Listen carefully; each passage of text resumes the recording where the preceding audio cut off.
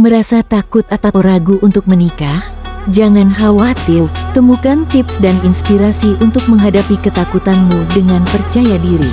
Jangan lupa untuk klik like, subscribe, dan tinggalkan komentar agar kami bisa terus memberikan konten yang bermanfaat untukmu. Aku tergantung prasangka hambaku kepadaku. Ya kita sendiri yang jadi jawabannya. Gimana kita yakin sama Allah, kayak gitulah Allah ngasih ke kita. Saya sering membuktikan hal-hal kayak gitu, agak sedikit spekulasi tapi ke Allah, jangan spekulasi ke makhluk. Kalau mau spekulasi dalam tanda petik gambling, coba gambling ke Allah.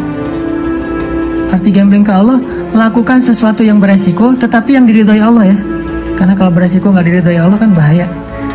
Nggak ada akad berarti dengan Allah. Sesuatu yang beresiko tapi diridhoi Allah. Saya pernah ngebuktiin itu berkali-kali. Menikah. Kok beresiko Ustaz? Nggak punya modal nikahnya. Kan standar pertanyaan paling mainstream tuh kalau mau nikah apa? Dari calon mertua, kerjanya apa gitu kan ya? Paling mainstream tuh. Kalau saya ditanya kerjanya apa, belum punya pekerjaan, terus gimana ngasih makan? Allah yang ngasih makan. Tapi pede jawabnya, sampai mertua juga. Belum lagi ngeluarin dalil ya. Kan ustadz lah ya, banyak dalil ya. Ayat, hadis, banyak lah udah saya kumpulin, bisa jadi satu buku tuh. Khusus ayat dan hadis untuk melamar. Mudah-mudahan nanti bisa di-share ayat dan hadis bahan untuk melamar, nembak calon mertua lah. Pak, itu ada tuh hadis ya. Cuman saya agak-agak ragu nih bunyinya kayak gimana tuh, kurang lebih sih yang pernah saya dengar dari Ustadz nih hadis sahih loh Pak. Kalau datang seorang pemuda yang baik akhlaknya gitu kan ya. Jangan ditolak. Itu saya pernah dengar, Bapak pernah dengar? Pernah sih. Nah gimana Pak? Saya beres langsung urusan. Masa dia mau nolak hadis kan ya? Ingkar sunnah tuh udah jadinya bahaya. Duh jangan pakai hadis deh dan segala macam. Nggak mungkin dia ngomong kayak gitu. Nikah tuh nggak punya modal, tapi ya bismillah aja lah. Gambling kan. Masa saya mau taat kepada Allah dibiarin telantar kan nggak mungkin. Kan menikah itu untuk taat kepada Allah kan. Wah hawa nafsu. Emang hawa nafsu. Masa nikah nggak pakai hawa nafsu? Ini ada yang keliru di masyarakat kita. Katanya nggak boleh menikah karena hawa nafsu. Bukankah nikah itu adalah solusi buat hawa nafsu? Oh nikah tuh nggak karena Allah tuh, karena nafsu. Nggak berbenturan dua hal ini. Tapi kalau dia menikah karena hawa nafsu dan ingin menghalalkan dengan terhormat hawa nafsu itu namanya karena Allah. Nggak ada cerita karena Allah berarti nggak melibatkan hawa nafsu. Nggak kayak gitu sih bahasanya. Sama kayak kita kerja nih. Lo kerja karena pengen gaji itu bukan karena Allah. Pengen gaji dan karena Allah itu nggak berbenturan. Kenapa kita pengen gaji? Karena kita pengen mendapatkan rezeki yang halal dan menafkahi keluarga. Dan itu semuanya karena Allah. Jadi nggak dibilang, gue jangan mengharapkan gaji, harapkan pahala. Pahala itu salah satunya gaji. Karena pahala dalam bahasa Arab nggak ada pahala, yang ada al-jaza, al-ajru. Al-jaza itu artinya balasan, al-ajru itu artinya upah. Upah itu bisa dalam bentuk kesehatan, bisa dalam bentuk materi uang, bisa dalam bentuk kebaikan di akhirat, bisa dalam bentuk terhindar dari api neraka, dan seterusnya. Itu al-jaza, al-ajru. Termasuk mendapatkan hak kita dalam sebuah pekerjaan. Gak masalah mengharapkan, saya kerja di Telkomsel, kenapa? Gajinya gede. Gak apa-apa. Selama yang kita dapatkan itu halal. Tapi kalau yang kita kejar gaji gede dan syubhat, apalagi haram, itu bukan karena Allah. Termasuk menikah. Menyalurkan, kenapa kamu menikah? Karena saya pengen menyalurkan kebutuhan biologis saya secara halal. Wah, nggak karena Allah nih, nafsu nih. Emang nafsu, emang kenapa? Bukankah Allah mengatakan litaskunu ilaiha? Apa arti litaskunu ilaiha? Supaya tenang, supaya jadi nyaman, gejolak di dalam diri kalian dengan cara kepadanya. Itu bahasa. Dan di Al-Mu'minun juga dikatakan, walladzina hum li furujihim hafizun. Kalau nggak bisa hafizun, maka dia salurkan. Gimana cara nyalurinnya? Dua. Illa ala azwajihim. Yang kedua nggak usah dibahas. Yang satu aja. Illa ala azwajihim, kepada istri mereka. Bukan istri mereka, istri-istri mereka. Illa ala azwajihim. Kalau dia menyalurkan dengan cara yang lain selain yang dibolehkan kayak gitu, kata Allah, faulaika humul adun. Dan Allah nggak suka kepada orang yang melampaui batas. Jadi menikah karena Allah, karena saya ingin menyalurkan kebutuhan biologis secara halal misalnya. Makanya mencari yang sesuai dengan kriteria masing-masing. Kalau misalnya ada yang kriterianya harus yang Arab, cari aja Syarifah, Habaib apa. Kalau Habib perempuannya Syarifah kan ya. Atau saya pengen yang Oriental, pergi aja ke Korea lah atau ke Jepang. Saya pengen yang misalnya etnik, nah, bisa di Indonesia misalnya. Ini mas selera, nggak masalah. Bukankah Nabi justru mengatakan memilih perempuan itu yang pertama justru fisiknya? Walaupun yang paling berharga bukan fisik, tapi tetap ditaruh yang paling depan, karena itu yang ketahuan duluan kan. Kita nggak mungkin tahu kesolehannya langsung ketika awal ketemu, ini soleha banget nih, belum tentu. Ketika udah kenal dekat baru tahu ternyata dia rajin tahajud, rajin tilawah. Walaupun kadang-kadang kita ngelihat dia di Instagram postingan terakhir tilawah, alhamdulillah 1 juz hari ini misalnya. Bisa kayak gitu. Tapi rata-rata yang pertama dilihat fisiknya kan ya. Walaupun fisik banyak menipu sih, hasil editan segala macam. Pas ngeliat orangnya, hah, lebih cantik dari di Instagram sih. Dia salah ngedit. Ini artinya teman-teman, kalau menikah itu karena Allah, kenapa takut? Bukankah Allah sendiri berjanji kalau mereka fuqara, apa arti fuqara? Nggak punya apa-apa. Kalau miskin masih punya apa-apa, cuma dikit. Kalau fuqara nggak punya apapun. Allah yang yughniyahumullah, Allah yang akan mencukupkan kebutuhan mereka. Oh, Allah yang cukupin, ya udah selesai. Nikah, datang, yuk nikah yuk. Gak gitu sih caranya. Terlalu polos kayak gitu mah pasti ditolak lah. Adalah trik-triknya pasti teman-teman udah mempraktekkan, kalau nggak pasti berstatus masih jomblo ya. Jomblo itu kurang kreatif menurut saya. Kalau yang udah nikah pasti kreatif banget, tahu banget cara-caranya gimana ya. Alhamdulillah berhasil. Setidaknya untuk dia berhasil setelah puluhan orang yang gagal misalnya. Kalau yang jomblo nih kayaknya harus latihan nih, belajar kepada yang udah nikah, nanti di kantor sambil istirahat sharing deh. Gimana dulu nembak calon istri? Gitu aja. Gimana gitu aja, tahajud dulu. Ya Allah yang membolak-balikan hati. Hati dia memang ada di dalam tubuhnya, tapi pemiliknya bukan dia, tapi Engkau ya Allah. Setahu saya nih, dia kayaknya hatinya ke si fulan. Dah saya mah nggak bisa kecuali dia. Ya Allah, ya Allah, ya Allah. Akhirnya berhasil. Dan saya ngebuktiin itu banget.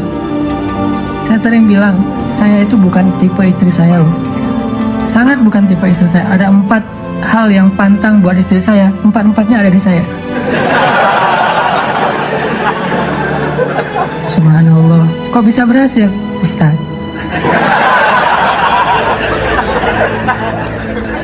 Dia berdoa, ya Allah, jangan itu, jangan itu, jangan itu, jangan itu. Saya cuma berdoa sekali, ya Allah, please yang itu. Ternyata tiba-tiba ya, kelepek-kelepek, nggak berhasil dia. Saya tanya, kenapa kamu milih saya? Bukankah 4-4-nya ada pada saya? Pertama, nggak mau orang Sumatera. Katanya orang Sumatera itu keras. Saya dulu orang Sumatera itu keras. Orang Aceh, Sumatera, kuliah di Mesir. Nggak Mesir mah, Sumateranya Arab. Kan Arab juga ada Sundanya, ada Jawa ya. Sundanya Arab itu kayak Yaman. Itu Sundanya Arab, lembut-lembut. Sampai Nabi sendiri mengakui kan, orang Yaman itu hatinya lembut. Kalau Jawanya Arab tuh yang ulet gitu kerja tuh Palestina. Karena Palestina itu terkenal dengan keteguhannya. Tapi kalau Sumateranya Arab yang ngomongnya keras gitu, belak-belakan, spontannya luar biasa, itu Mesir banget. Di Mesir nggak ada ceritanya kita nunggu damri, itu nggak ada. Yang ada ngejar damri. Kita nunggu di halte, damri ngeliat kita makin iseng tuh, dicepetin. Mahasiswa cepat begitu, kita lari ngejar. Yang nggak biasa naik damri itu mahasiswa Malaysia, karena mereka kan beasiswa dari kerajaan, sehingga dianjurkan jangan naik damri, naik taksi. Tapi kadang-kadang mereka kehabisan duit juga naik damri. Begitu turun berlawanan arah itu ngegelundung tuh. Kita di atas ketawa-ketawa aja, Malaysia. Bukan negaranya ya, orangnya karena terbiasa naik taksi, naik MRT. Dan kita mah damri, desak-desakan. Kalau udah ramai di dalam damri marah-marah, sallu ala nabi, udah sallallahu alaihi wasallam. Cara paling sederhana mendamaikan orang di Mesir itu suruh salawat. Humar segala macam. Mereka kalau ngomongnya kasar tuh menyebutnya humar, keledai. Karena keledai itu kan simbol hewan yang bodoh di Al-Quran kan. Ya humar gitu dan segala macam humar. Sallu ala nabi. sallallahu alaihi wasallam, mulai lagi gitu. Tapi pas salawat mereka bisa cooling down dulu dikit, saking menghargai Rasulullah ya. Kadang-kadang ada juga yang sambil marah, sallallahu ala nabi, sallallahu alaihi wasallam. Di Mesir, orang Sumatera kuliah di Mesir, kebayangan? Udah Sumatera itu mungkin agak keras, kuliah di Mesir, jadi wataknya tuh terbentuk dengan dua negeri. Alhamdulillahnya ketemu orang Jawa yang mungkin beda banget dengan Sumatera. Nggak mau dia orang Sumatera, saya Sumatera. Sumatera Aceh pula, dan Aceh di tempat markasnya GAM, Aceh PD. Dan itu kan GAM dulu banyak di situ ya. Terus yang kedua nggak mau yang kulitnya dof. Kebanyakan ke pantai misalnya. Saya nyebutnya nggak dop sih, nyebutnya eksotis gitu. Ketiga nggak mau yang berewokan. Nggak usah tanya kenapa. Keempat nggak mau anak pesantren. Ini juga nggak tahu kenapa nih. Empat-empatnya ada di saya nih. Ya Allah, please jangan itu. Ya Allah, saya pengennya itu. Kuat-kuatan doa. Ternyata doa saya lebih diijabah. Tadi kan, Ustaz.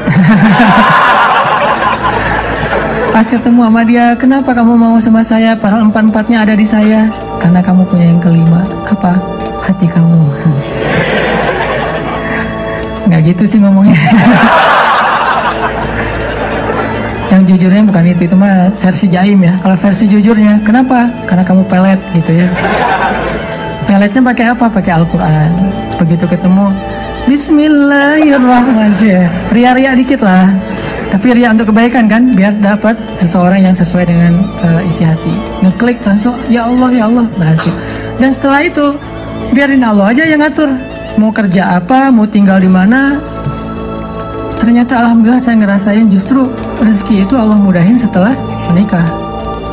Dulu awal-awal saya datang ke Bandung, kita ngontraknya itu di rumah yang tempat pembuangan sampah di Tegalega tuh, di salah satu lapangan di Bandung, di pojok Tegalega itu ada pembuangan sampah. Kita tinggal di situ. Paling murah soalnya di situ. Mulai saya usaha nerjemahin buku, nggak ada yang mau nerbitin. Terjemahannya jelek katanya. Ya udah deh. Mungkin bukan terjemahannya yang jelek. Melihat muka saya dia sebel. Banyak orang yang lihat muka saya tuh sebel. Termasuk tadi calon istri saya pertama ngeliat muka saya, apaan sih nih orang kayak gini banget. Sekarang kok gini banget ya kamu. Tuh, terjemahin buku nggak bisa. Akhirnya saya nulis buku sendiri. Karena nggak bisa nerjemahin, nulis aja sendiri. Capruk aja pokoknya, nulis apa yang bisa tulis. Ditaruh ke penerbit juga nggak ada yang mau nerbitin. Ada satu-satunya penerbit yang mau nerbitin, katanya royaltinya sedikit banget dan bayarnya setahun sekali. Bayangin, royalti setahun sekali. Sedikit sekali lagi tuh. Akhirnya saya terbitin sendiri. Jadi penerbit, jadi direktur, jadi penulis, jadi kuli. Angkat buku pakai kotak Marlboro, lintasin jalan Soekarno-Hatta, ngirim ke Sumatera, Kalimantan. Pelan-pelan akhirnya usaha nambah dari penerbitan ke jual pulsa. Jadi saya dulu pernah jadi vendor gitu sih, bahasa kerennya, vendor Telkomsel gitu ya. Saya tuh jual pulsa, ada 60 cabang pulsa di Bandung sebelum ada di Alfamart dan Indomaret. 60 cabang pulsa. Terus nambah lagi ke jual beli mobil second. Beli, jual, dikira orang kaya banget, padahal gonta-ganti aja karena emang dijual. Tapi yang harga murah di bawah 100 juta, bukan yang mobil mahal. Terus coba-coba di properti. Ternyata Allah mudahin setelah menikah. Karena kenapa? Allah yang janjiin. Allah nggak mungkin ingkar janji. Gambling dikit lah di awal. Tapi di tengah dan di akhir kita akan melihat banget gimana Allah nunjukin kebenaran janji-janjinya. Tapi kalau kita nggak berani gambling sama Allah, ya Allah pasti akan nunjukin ke kita yang terbayangkan oleh kita. Saya sering bilang, nasib kita itu tergantung iman. Kalau kita pengen kehidupan kita amazing, kita harus punya iman yang amazing. Kalau kita pengen dapat lebih banyak miracle dalam hidup kita, surprise, berarti iman kita itu harus miracle. Kalau iman kita ilmiah, kita hanya akan mendapatkan kehidupan yang ilmiah sesuai dengan hitung-hitungan kita. Kalau kayak gini, 1 tambah 1, 2. Kalau kita pengen hidup kita banyak kejutan, 1 tambah 1, 10, berarti kita harus punya keimanan.